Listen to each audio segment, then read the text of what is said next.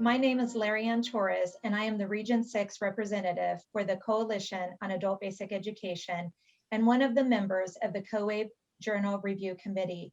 I would like to welcome you to today's journal interview with authors Dr. Jen Vanek, Tom Cytron-Hysom, and Rachel Riggs, who wrote one of the articles titled Digital Literacy, the Pandemic and Racism, a cascade of inequitable events demanding action from adult education, that is featured in the latest edition of the COABE Journal, focusing on racial equity and immigrant integration. So welcome, Jen, Tom, and Rachel. Please introduce yourselves. Hello, everyone. My name is Jen Vanek. I'm Director of Digital Learning and Research at the EdTech Center at World Ed. I am also representing my colleague, Alison Ascher Weber, who is our Director of Strategic Initiatives at the EdTech Center at World Ed. Our work is almost exclusively around the issues of digital inclusion, digital equity, and supporting quality distance education and access for adult literacy, adult ESOL, and workforce preparation students. So thank you for having me and by extension, Alison here today. You're welcome. And my name is Tom Cytron-Hysom, and I manage the North Star Digital Literacy Project, a program of Literacy Minnesota, which provides digital literacy assessment and instruction internationally. I also facilitate our local adult education consortium in St. Paul and consult statewide in Minnesota on distance learning policy, procedure, and related issues. Hi everyone, I am Rachel Riggs. I am an ESL instructional specialist at Frederick Community College, and so I do curriculum development and teacher training for our college, and I try to also do as much PD locally as possible around the issues of digital literacy and practical solutions for helping adult learners improve their digital skills. Happy to be here. Thank you. So why did you write this article for the COABE Journal? I can jump in and answer that. This article came directly from contributions made by presenters and COABE conference attendees that attended our digital literacy and technology integration strand meeting at the last COABE conference. Tom and I, as I work with the EdTech Center at World Ed. Tom is with North Star and Literacy Minnesota, which are the two organizations that lead that strand. And we really felt that given the times that preceded the conference, we needed to have a serious conversation in that strand meeting to help unearth innovations and help teachers make connections between digital exclusion and inclusion efforts, white supremacy, and barriers, that institutionalized barriers that have gotten in the way of full access to opportunity for Black, Indigenous, and people of color who are also our learners. So it was a time for educators to come together to not only share what was problematic or challenging with making these connections, but also to help each other see how much work is actually being done in the field. We were astonished at the energy and engagement of that conversation. And when the call came out for the paper, I just knew right away that this would be a great way for us to make that conversation extend beyond just those participants who were there. So we're really grateful that the journal chose it to feature in this special issue. And we hope that people have been excited by the real instructional opportunities that are described, and a way of framing the work that we do from an intersectional lens where we can see that the learners we support not only face digital exclusion, not only face racism or other types of exclusion, but how all of these things together really make it challenging for them to reach their goals. So thank you for sharing that. And this article is so timely. As an adult education administrator, this article has been a great resource for me in regards to understanding what needs to be done to mitigate the issues of digital exclusion of the learners that I serve. How will adult education practitioners benefit from reading this article? and how will that benefit their learners? Yeah, I'll take this one as the, as you can tell from my intro, right? I don't have quite the resume of my co-authors, but I really felt it was important and I was excited for the opportunity to contribute some instructional strategies and some really concrete advice and ideas for teachers who read the article and practitioners who think, wow, I understand now. I feel a sense of urgency now about the way that racism and digital exclusion and the pandemic have revealed that digital skills are not just, you know, workforce skills, they are survival skills. And so it's really, you know, reading the article and working with the co-authors, even myself, I feel almost overwhelmed by how urgent this is and how important it is.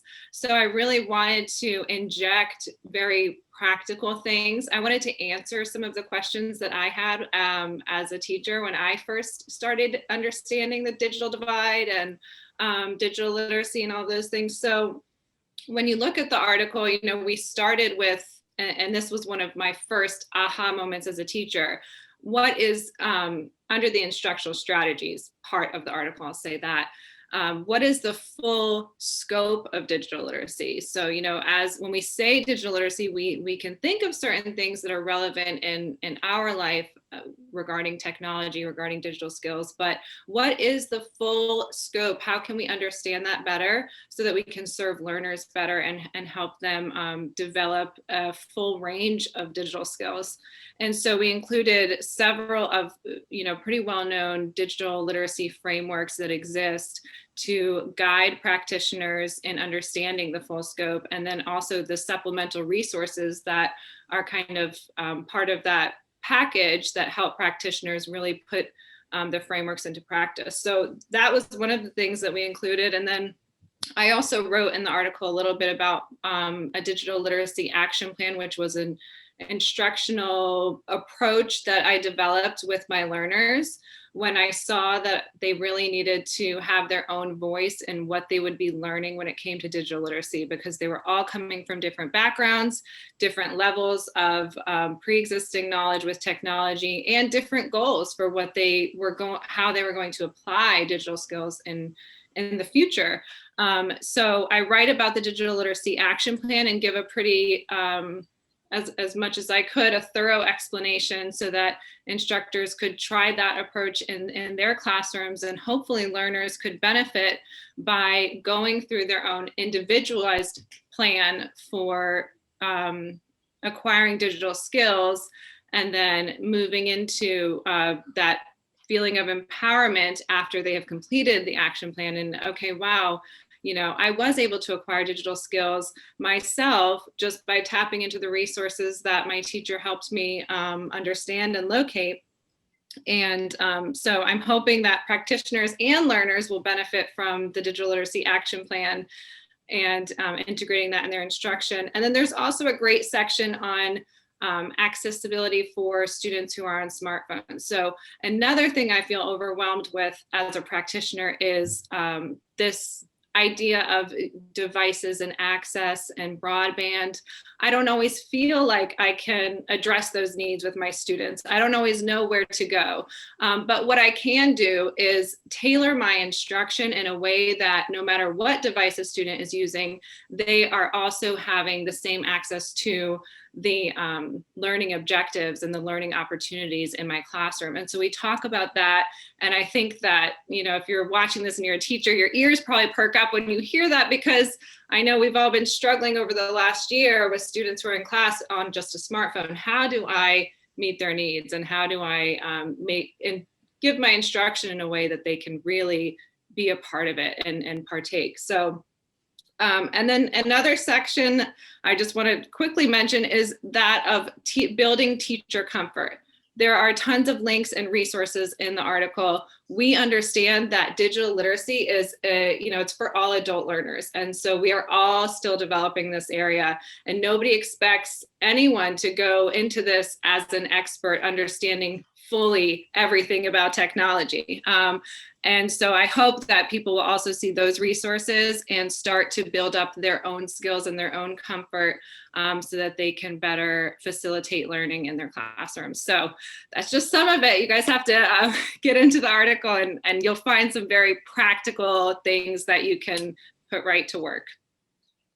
Thank you, Rachel. I definitely, like I said, this is one thing that I've shared with my team because it really hit home to what we've been dealing with throughout this pandemic and just working with our adult learners at a distance. And so knowing that we'll be bringing our students back, this truly is a great resource. So what do you hope that the readers will take away from this article? Well, I think that sadly, since we wrote the article, the importance of digital literacy skills and access has become even more apparent. And not to be melodramatic, but really is a matter of life or death now as people are trying to sign up for access to the vaccines. And so much of that is online. I know in our own state, the online form is extremely complex and difficult to navigate. And if you don't have good digital literacy skills, you're kind of sunk.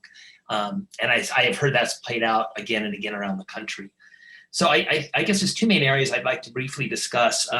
The first thing I hope people think about digital literacy in a kind of a holistic way, and remember that it includes, I think, three main areas.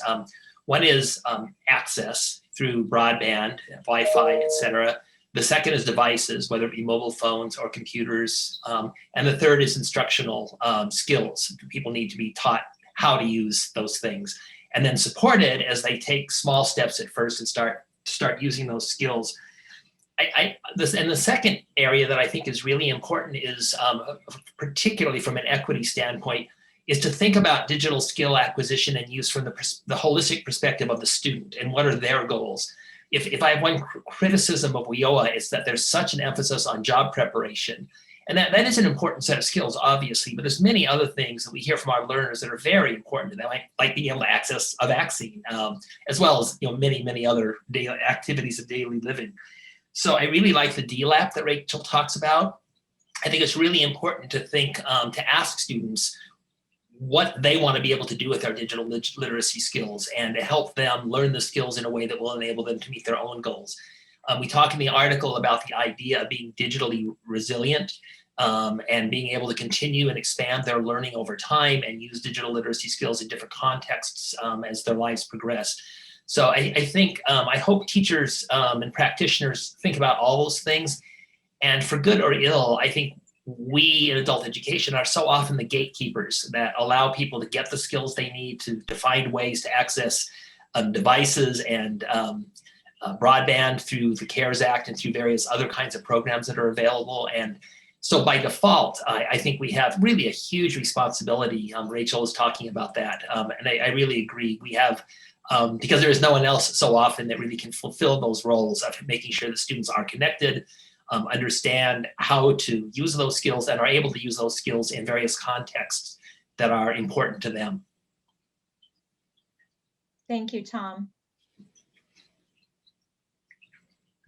Does anyone else have any additional comments that you would like to share? Yes, I would like to just say, first I want to say, don't be nervous. Technology is hard. Addressing racism and digital exclusion, those are hard. Those are big things that feel very heavy. So I just want to say, don't be nervous. Don't not touch it because it makes you nervous to do so. Jump in.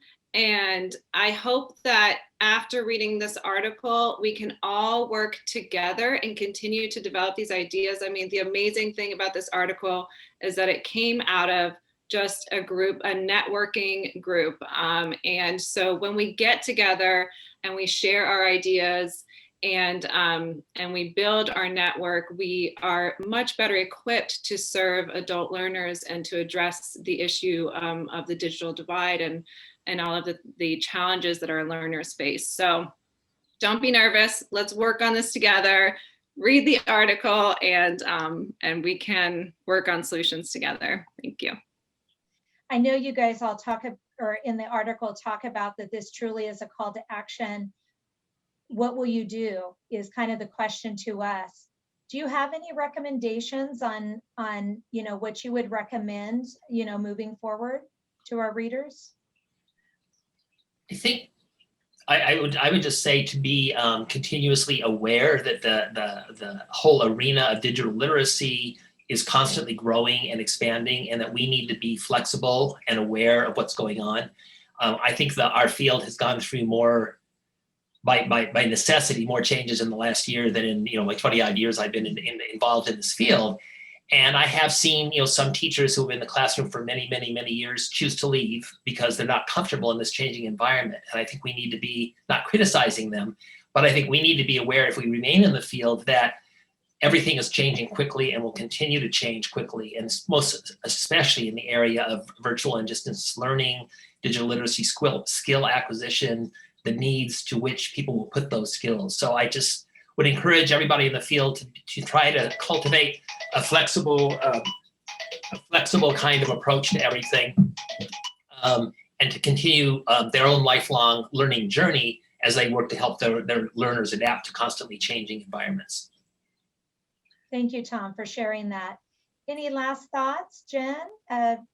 Yeah, I just, +1 in the new Zoom parlance to what Rachel and Tom said. The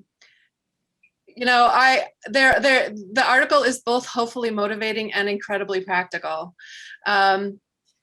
As far as being motivating, there is a really unique figure, I think, in the article that I drew from it was a Chicago television station clip that I found that had 2 maps of Chicago, the city of Chicago. One showed broadband deserts, like where there was no access to broadband. The other showed where the most COVID deaths had been. Okay, and if you laid those 2 maps on top of each other, they were completely aligned. Then I went into some metro demographic data for Chicago and found a 3rd map that showed that those exact same spots were also communities of Black and people of color.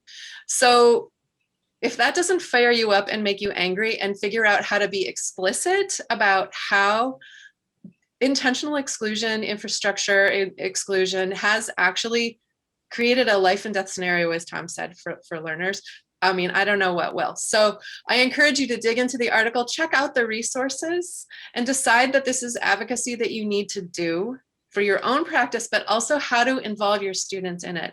Another thing that we write about in the article is that you need to make space for your students to talk about their exclusion struggle.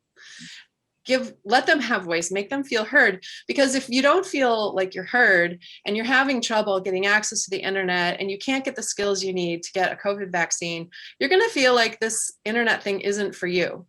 And you're going to feel kind of like internalizing, like, it's your problem, not the world's problem. So opening up, these advocacy efforts and conversations within the classroom, even to let students know that you're on board, I think is an incredibly important thing to do. Tom's organization, Literacy Minnesota and North Star Digital Literacy Assessment, have amazing resources, a free, online interactive digital literacy assessment. Check that out. It's linked to in the paper. At the EdTech Center at World Ed, we have a whole opportunity called Digital Us, where you can get involved with other organizations who are trying to end digital exclusion. Rachel Riggs has been featured probably more than any other practitioner in our Tech Tips blog and webinar series. So you can come catch, Rachel in action on our site too, which is linked to through the paper. So, you just need curiosity. So I hope that you'll start with the paper and then follow the links to build knowledge and deepen your curiosity about this and your passion around this issue. And thanks again to COABE for not only publishing the paper, but also giving us a chance to talk about it a little bit. Thank you. Well, Jen, Tom, and Rachel, thank you so much for writing this article and all the resources during these very unusual times. For those of you listening, if you want to read this entire article as well as others, please go to www.coabe.org and click on the journal tab.